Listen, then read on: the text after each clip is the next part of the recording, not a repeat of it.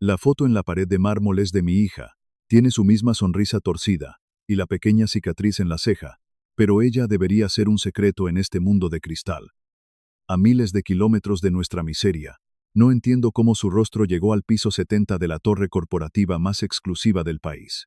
Y lo que es mucho peor, debajo del marco de plata, hay una placa dorada con una fecha de hace 6 años.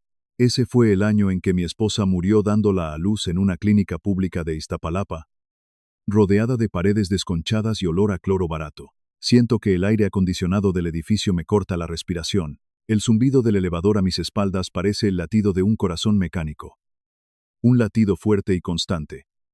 Todo lo que el corazón de mi pequeña Sofía no es. Mi nombre es Mateo, y soy un fantasma en mi propia ciudad. Para las personas que caminan por estas oficinas con trajes de lana italiana y zapatos que no hacen ruido al pisar, yo no existo, soy solo el chaleco reflejante. El casco rayado y la pesada mochila térmica de color verde que trae su comida cuando no tienen tiempo para salir. Esta mañana comenzó como cualquier otra en la periferia de la capital, a las 4 de la madrugada. El frío se colaba por las rendijas de la ventana de lámina de nuestro cuarto. Me levanté en silencio para no despertar a Sofía, que dormía hecha un ovillo bajo 3 cobijas gastadas. Me quedé mirándola unos minutos en la oscuridad, escuchando el siseo irregular de su respiración. Su pequeño pecho subía y bajaba con un esfuerzo que me rompía el alma. Un pájaro herido atrapado en una jaula de costillas. El médico del hospital público me lo dijo la semana pasada con los ojos cansados de quien ha dado demasiadas malas noticias. Me explicó que el defecto congénito en su ventrículo izquierdo estaba empeorando rápidamente. Me dijo que, sin una cirugía de alta especialidad, que solo se hace en hospitales privados, mi niña no llegaría a cumplir los 8 años. El costo del procedimiento era de 3 millones de pesos. 3 millones. Una cifra que para mí no es dinero, sino una sentencia de muerte disfrazada de números. Yo gano 25 pesos por cada entrega completada bajo el sol abrasador o la lluvia ácida de la ciudad.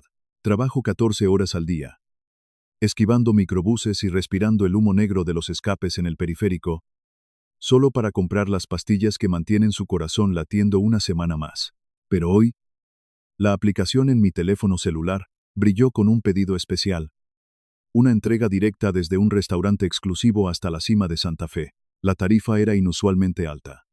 Casi 1,000 pesos por un solo viaje urgente. Era el dinero exacto que me faltaba para la medicina de este mes. Aceleré mi viaje a motocicleta, cruzando la ciudad desde el polvo y el caos del oriente hasta llegar a esta fortaleza de cristal y acero.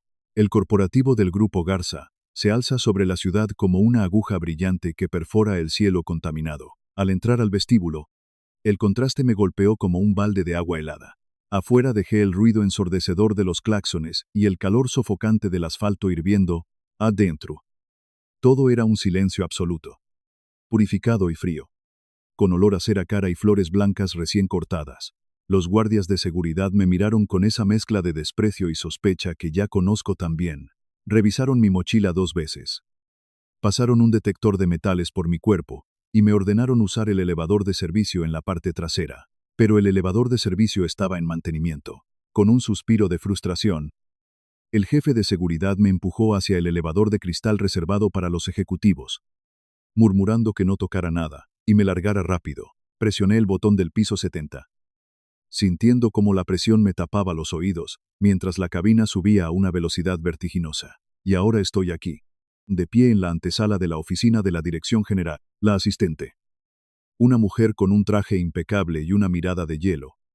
Me hizo una seña con la mano para que dejara el paquete sobre una mesa lateral. Ni siquiera levantó la vista de su monitor. Le pedí que me firmara la entrega en la pantalla de mi teléfono destrozado. Mientras esperaba que ella terminara de teclear algo, mis ojos vagaron por la enorme pared de mármol negro, a mi izquierda. Estaba cubierta de fotografías enmarcadas que mostraban la historia de poder de esta empresa, cortes de listón, reuniones con presidentes, inauguraciones de hospitales privados y fundaciones de caridad, todo en tono sepia y blanco y negro.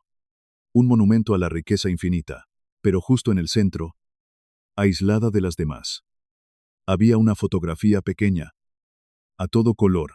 Di un paso hacia ella, sin darme cuenta de que estaba invadiendo un espacio prohibido. El sudor frío comenzó a resbalar por mi frente mientras mis ojos intentaban procesar lo imposible. Era Sofía, no una niña que se le parecía, no una coincidencia cruel del destino. Era mi sangre. Mi pequeña, durmiendo pacíficamente con un tubo de oxígeno apenas visible conectado a su nariz.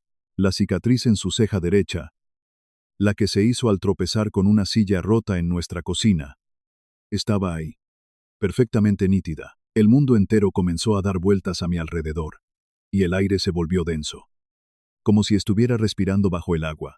Mis manos temblaban de tal manera que casi dejo caer mi teléfono al suelo pulido. Sentí una náusea profunda, un pánico primitivo de padre, al ver que el rostro de lo que más ama en el mundo está expuesto como un trofeo en el castillo de un extraño. Tragué saliva, sintiendo mi garganta seca, como papel de lija, y me giré hacia la asistente. Disculpe, señorita, le dije con la voz rota, señalando el cristal con un dedo tembloroso. Esa niña en la foto, le pregunté. ¿De dónde sacaron esa imagen? ¿Por qué está colgada en esta pared? La mujer dejó de teclear de golpe y levantó la vista. Su rostro contorsionado por una indignación inmediata, me ordenó en un tono bajo y venenoso que retrocediera. Que no tenía ningún derecho a mirar las cosas personales de la presidenta. Le supliqué que me escuchara. Le grité con desesperación que esa era mi hija, que yo era su padre, y que alguien me tenía que explicar qué estaba pasando. La asistente palideció. Sus ojos pasaron de la arrogancia al terror absoluto en una fracción de segundo. Se puso de pie apresuradamente, tropezando con su propia silla, y su mano voló hacia un botón rojo debajo de su escritorio. Antes de que pudiera presionarlo, un sonido suave y metálico resonó en el pasillo. El elevador principal acababa de abrir sus puertas. El aire pareció congelarse en la habitación cuando ella salió. Elena Garza. La había visto en portadas de revistas y en las noticias que pasaban en las televisiones mudas de las fondas donde a veces como es una leyenda en el país. Una mujer implacable que construyó un imperio farmacéutico y financiero con mano de hierro, caminaba rodeada por 4 hombres de traje oscuro que parecían orbitar a su alrededor, esperando sus órdenes. Llevaba un traje gris perfectamente cortado, su cabello oscuro recogido con severidad, y su rostro era una máscara de absoluta autoridad. Pero entonces, se detuvo en seco. Sus escoltas chocaron casi entre ellos por lo repentino de su freno. Los ojos de la mujer más poderosa de la ciudad se clavaron en mí. Un simple repartidor con las manos sucias de grasa de motor, parado frente a su pared de mármol. No me miró con el asco habitual de los ricos, me miró como si hubiera visto a un fantasma. La máscara corporativa, esa armadura impenetrable de frialdad, se hizo pedazos frente a mis ojos. Un temblor casi imperceptible cruzó su mandíbula, y toda la sangre huyó de su rostro, dejándola pálida como el papel. Miró la fotografía en la pared. Luego miró mis rasgos cansados, mis ojos oscuros, las líneas de preocupación en mi rostro. El silencio en la antesala era ensordecedor, pesado como el plomo. Con un solo movimiento de su mano, un gesto débil pero definitivo, detuvo a sus guardias que ya avanzaban hacia mí. «Largo de aquí», les dijo a todos con una voz que, aunque baja, retumbó en las paredes de mármol. La asistente intentó balbucear algo sobre la seguridad, pero Elena Garza giró el rostro hacia ella y repitió la orden con una intensidad aterradora: «Déjenme sola con él. Ahora mismo, en menos de 5 segundos». El pasillo quedó completamente vacío. Me quedé a solas con ella, mi respiración agitada, haciendo eco en el inmenso espacio. Elena Garza dio un paso hacia mí, el sonido de sus tacones rompiendo la tensión insoportable del momento. Sus ojos, que minutos antes debieron haber intimidado a banqueros y políticos, ahora estaban llenos de un dolor oscuro, casi salvaje. Se paró a menos de 1 metro de distancia, tan cerca que pude oler su perfume caro y notar las profundas ojeras que el maquillaje no podía ocultar. «Tú eres el padre», susurró. Y no era una pregunta. Era una afirmación que llevaba el peso de años de espera. Antes de que yo pudiera abrir la boca para gritarle, para exigirle respuestas, se dio la media vuelta y caminó hacia la enorme puerta de roble de su oficina privada.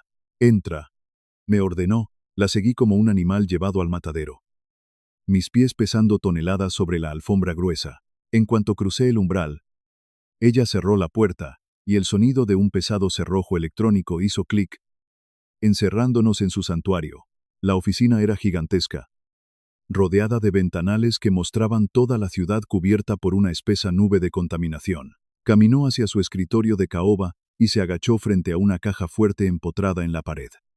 Colocando su pulgar sobre un lector biométrico, el metal crujió suavemente y sacó un archivo médico grueso. Atado con correas negras. Pesado y lleno de años de papeleo. Lo dejó caer sobre el escritorio con un ruido sordo que me hizo dar un respingo. Me acerqué lentamente, sintiendo que el corazón se me iba a salir por la garganta. En la portada del archivo, impreso en letras mayúsculas negras, estaba el nombre completo de mi hija, Sofía. La miré a los ojos. Sintiendo que una ira ciega y protectora se encendía en mi sangre, ella deslizó el archivo hacia mí. Su mano tocando la carpeta con una reverencia casi enfermiza. La hemos estado monitoreando desde 3 meses antes de que naciera. Me dijo en un susurro gélido que me paralizó la sangre. Y cada latido defectuoso de su corazón nos pertenece. El silencio en esa inmensa oficina de cristal se volvió absoluto. Tan pesado que sentí que me asfixiaba. Mis manos comenzaron a temblar de una manera incontrolable mientras apretaba la tela desgastada de mi chamarra. ¿Cómo que les pertenece? Logré articular, sintiendo que la voz se me rascaba en la garganta como vidrio molido. La mujer de traje sastre impecable no apartó la mirada. Pero noté un levísimo temblor en su mandíbula. Dio un paso hacia mí y abrió la pesada carpeta médica con un movimiento seco. Las páginas estaban llenas de gráficas, análisis de sangre y ecografías, todas selladas con el logotipo del corporativo. Mis ojos recorrieron los documentos, reconociendo al instante la letra de mi difunta esposa. Valeria. Era un formulario del Centro de Salud Público allá en Iztapalapa, fechado hace más de 7 años. Recordé esa mañana con una claridad que me partió el alma. Hacía frío. El cielo estaba gris por la contaminación, y Valeria tenía 7 meses de embarazo. Habíamos hecho fila desde las 4 de la madrugada afuera de la clínica, esperando alcanzar una ficha para su revisión de rutina. Las paredes del lugar se caían a pedazos. La pintura verde estaba descarapelada y olía a cloro mezclado con desesperación. Esa misma mañana, una supuesta fundación altruista había instalado una mesa en la sala de espera. Ofrecían despensas, botes de leche en polvo y 1,000 pesos en efectivo a las madres dispuestas a donar una simple muestra de sangre para un estudio genético anónimo. 1,000 pesos para nosotros significaban comer durante 2 semanas. Significaban pañales y tranquilidad. Valeria firmó sin dudarlo, sonriendo porque creía que Dios nos había mandado un respiro. Ahora, al ver esa firma en el escritorio de caoba de la mujer más poderosa del país, entendí la monstruosa realidad. Nunca fue una donación anónima, ni un acto de caridad. Fue una cacería de datos. Una recolección masiva de información genética en los barrios más pobres de la ciudad. Nos usaron porque sabían que la miseria nos obligaría a vender hasta nuestra sangre por un puñado de monedas. Ustedes compraron a mi hija antes de que respirara por primera vez. Le grité.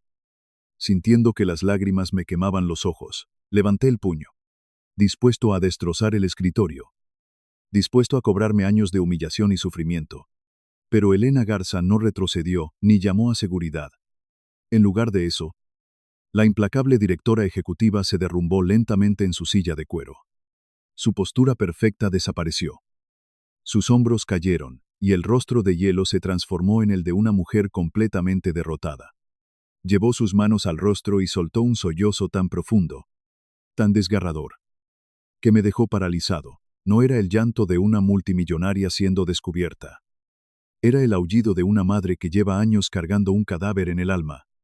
Con las manos temblorosas, Elena abrió un cajón de su escritorio y sacó un pequeño marco de plata.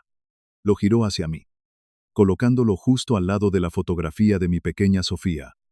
Era la imagen de un niño de unos 8 años, vestido con un uniforme escolar elegante, sonriendo con una mirada llena de luz. Él era Alejandro. Mi hijo, susurró ella, limpiándose las lágrimas que arruinaban su maquillaje perfecto. Murió hace 6 años en mis brazos, en la habitación de hospital más cara y equipada del mundo, y yo no pude hacer absolutamente nada. Me acerqué un paso, hipnotizado por la tristeza que inundaba la oficina. Alejandro nació con una mutación genética rarísima en el corazón, continuó Elena, con la voz rota por el dolor. Los médicos me dijeron que 1 de cada 5 millones de niños nace con este defecto y que no existía cura en todo el planeta. Invertí cientos de millones de pesos. Fundé institutos de investigación y contraté a los mejores cirujanos de Europa y Norteamérica. Pero el tiempo nos ganó. Y el corazón de mi niño dejó de latir un martes por la madrugada. La escuché en silencio, sintiendo que el abismo que separaba nuestros mundos comenzaba a desdibujarse en esa habitación. El dolor no sabe de cuentas bancarias ni de códigos postales. Y la mirada vacía de Elena era exactamente igual a la mía cuando los médicos me decían que Sofía no pasaría de este año. Después de que lo enterré, me volví loca, confesó ella. Mirando al vacío a través de los enormes ventanales, ordené a mi división médica que continuara la investigación, que buscaran esa misma mutación genética en toda la población del país. Creamos fundaciones falsas. Fuimos a los hospitales públicos, a los rincones más olvidados de la ciudad. Buscaba entender la enfermedad. Buscaba encontrar a alguien, a quien fuera, que compartiera el mismo destino que mi hijo. Y entonces, los algoritmos encontraron la muestra de sangre de tu esposa. Encontraron a Sofía. Sentí un escalofrío recorrer mi espalda al escuchar el nombre de mi niña en los labios de esa mujer. Al principio, solo quería estudiar su desarrollo, dijo Elena, levantando la mirada para clavar sus ojos llorosos en los míos. Los médicos necesitaban observar cómo progresaba el defecto en un corazón vivo, para poder probar los tratamientos experimentales, que no logramos darle a Alejandro. Me convertiste en su rata de laboratorio, reclamé, sintiendo que la furia regresaba a mi pecho. Dejaste que mi hija sufriera en clínicas saturadas. Dejaste que yo me matara repartiendo comida bajo la lluvia, sabiendo que ella se estaba muriendo. Elena negó con la cabeza enérgicamente, golpeando el escritorio con la palma de la mano. No, Mateo, no lo entiendes. Las leyes de ética médica y las regulaciones internacionales me impedían acercarme. No podía simplemente aparecer en tu puerta y llevarme a tu hija sin que el gobierno clausurara toda la investigación por experimentación ilegal. Tuve que observar desde las sombras. Tuve que verla crecer a través de fotografías robadas y reportes médicos filtrados. Cada vez que la internabas de urgencia, yo pasaba la noche en vela en esta oficina, rezando para que resistiera un poco más. Sofía se convirtió en mi faro, en la única razón por la que seguía respirando cada mañana. Ella es el milagro que mi hijo no pudo tener. Elena giró la pantalla de su computadora portátil hacia mí, revelando un modelo en 3 dimensiones de un corazón humano latiendo. Hace un mes, nuestro equipo de ingenieros biomédicos logró lo imposible, anunció. Y por primera vez vi un destello de esperanza genuina en su rostro. Desarrollaron un procedimiento quirúrgico que reconstruye la pared celular del corazón dañado utilizando tejidos cultivados en nuestro propio laboratorio. Ya hicimos las pruebas. Pasamos todos los protocolos de seguridad internacionales. Y está listo. Podemos curar a Sofía. Mateo. Podemos salvarle la vida definitivamente. Las palabras cayeron sobre mí como un yunque. Curar a Sofía. Era la frase que había suplicado escuchar a todos los santos, la que había pedido de rodillas en las iglesias vacías, después de mis turnos de 14 horas. Me aferré al borde del escritorio porque las rodillas me temblaban tanto que temí caer al suelo de mármol. Pero mi realidad, cruda y aplastante, me golpeó casi de inmediato. Yo conozco cómo funciona el mundo. Señora Garza, le dije, tragando saliva con un sabor amargo. Soy un repartidor de aplicación que no tiene seguro médico, que debe 3 meses de renta, y que cuenta las monedas de 10 pesos para comprar pan. ¿Cuánto cuesta ese milagro que inventaron en sus laboratorios secretos? Elena cerró la computadora y cruzó las manos sobre el escritorio. El procedimiento completo, incluyendo el tiempo en terapia intensiva, los medicamentos postoperatorios y la rehabilitación, supera los 15 millones de pesos. La cifra resonó en mi cabeza como una sentencia de muerte. 15 millones de pesos. Podría trabajar 100 vidas enteras, sin dormir, pedaleando bajo el sol y la lluvia. Y jamás vería esa cantidad de dinero junta. Solté una carcajada seca, rota y carente de humor, sintiendo que las lágrimas finalmente se desbordaban por mis mejillas. Me mostraste el cielo solo para recordarme que nací en el infierno. Le dije. dando un paso atrás. No puedo pagar ni siquiera la caja de pastillas para la presión que necesita esta semana. ¿Para qué me hiciste subir hasta aquí? Para burlarte de mi miseria. Me di la media vuelta. Dispuesto a salir corriendo de esa torre de cristal. Dispuesto a abrazar a mi hija y pedirle perdón por ser un fracaso de padre. Pero el sonido de la silla de cuero de Elena moviéndose bruscamente me detuvo en seco. Los tacones de la directora ejecutiva resonaron en el suelo de mármol mientras rodeaba el enorme escritorio de caoba. Se paró justo frente a mí. Sin que importara que mi ropa estuviera sucia por el smog y el sudor de la calle, acortó la distancia, rompiendo esa barrera invisible que separa a los dueños del país de los que apenas sobrevivimos en él. Mateo, escúchame bien, dijo con una voz firme y profunda. No te mandé llamar como la presidenta del corporativo Garza, ni como la dueña de este edificio. Te hice venir como una madre que sabe exactamente lo que es ver la luz apagarse en los ojos de su hijo. Levantó una mano temblorosa y tocó mi hombro con una delicadeza que me desarmó por completo. No quiero tu dinero. No quiero que trabajes para mí. No quiero absolutamente nada a cambio. Yo voy a pagar cada centavo de esa cirugía. Yo voy a cubrir cada medicamento y cada día de hospital. Lo único que te pido, como una madre rota que ruega por redención, es que me dejes salvar a tu niña. Me derrumbé. El peso de todos esos años de miedo, de angustia solitaria, de impotencia y dolor infinito, cayó al suelo conmigo. Caí de rodillas en esa oficina perfecta, llorando como un niño pequeño, aferrándome a la esperanza que me ofrecía la mujer que yo creía que era un monstruo de cristal. Elena se arrodilló a mi lado, sin importarle arruinar su traje de diseñador, y puso una mano en mi espalda. Lloramos juntos. Un repartidor de Iztapalapa y una multimillonaria de Santa Fe, unidos por la tragedia, por el amor infinito hacia nuestros hijos, y por la promesa de un mañana diferente. 3 días después, el mundo que yo conocía desapareció por completo. Una ambulancia privada, equipada como una nave espacial, recogió a Sofía en nuestra pequeña vecindad. Ante las miradas de asombro de todos los vecinos, nos trasladaron al ala de terapia intensiva más exclusiva del corporativo médico Garza. El contraste era alucinante y doloroso. Acostumbrado a los pasillos saturados del seguro público, llenos de camillas oxidadas y personas gimiendo de dolor en el suelo, este hospital parecía un santuario. Las paredes eran de colores suaves. No había olores químicos fuertes, y el silencio era tan profundo que invitaba a la paz. A Sofía le dieron una bata de algodón suave que no le raspaba la piel, y la instalaron en una habitación privada que parecía un cuarto de hotel de lujo. Ella estaba asustada. Sus grandes ojos oscuros miraban los monitores brillantes y las enfermeras que hablaban en tonos bajos y amables. Me senté a su lado, sosteniendo su pequeña mano, y le prometí por milésima vez que todo iba a estar bien. Pero esta vez, en el fondo de mi corazón, sabía que no le estaba mintiendo. La mañana de la cirugía, el miedo regresó con una fuerza abrumadora. Vi cómo las puertas dobles del quirófano se cerraban detrás de la camilla de mi hija, dejándome solo en una enorme sala de espera. Fueron las 12 horas más largas y agonizantes de toda mi existencia. Caminaba de un lado a otro, bebiendo café de una máquina que no requería monedas, mirando por el ventanal, como el sol cruzaba el cielo de la Ciudad de México. Elena Garza estuvo conmigo todo el tiempo. Canceló todas sus juntas de consejo, apagó su teléfono celular y se sentó en uno de los sillones blancos de la sala. No cruzamos muchas palabras. No hacían falta. Solo compartimos un silencio denso. El mismo silencio de quienes esperan el veredicto definitivo de la vida o la muerte.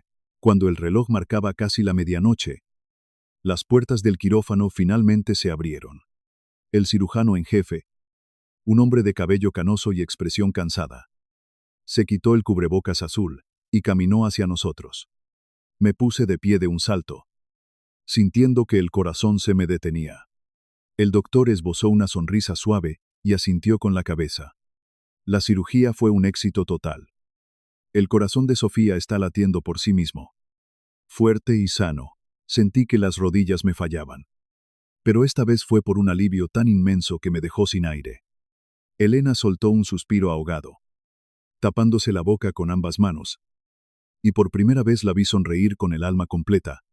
Nos abrazamos ahí mismo, en medio del pasillo del hospital, llorando lágrimas de una felicidad absoluta y purificadora. Habíamos vencido al destino. Habíamos engañado a la muerte. Los meses siguientes fueron como despertar de una pesadilla que duró 7 años. La recuperación fue lenta. Pero el cambio en mi hija fue un verdadero milagro. El color grisáceo de su piel desapareció, dando paso a unas mejillas rosadas y llenas de vida. Ya no se cansaba al dar 3 pasos. Ya no necesitaba la máquina de oxígeno junto a su cama. Comenzó a reír con fuerza, a brincar, a ser la niña que su enfermedad le había prohibido ser. Una tarde de domingo, casi un año después de aquel día en la Torre de Cristal, caminábamos por el inmenso bosque de Chapultepec. El sol brillaba entre las hojas de los árboles gigantes, y el aire fresco se sentía como una caricia. Sofía corría por el pasto persiguiendo a unos patos, soltando carcajadas que resonaban en todo el parque.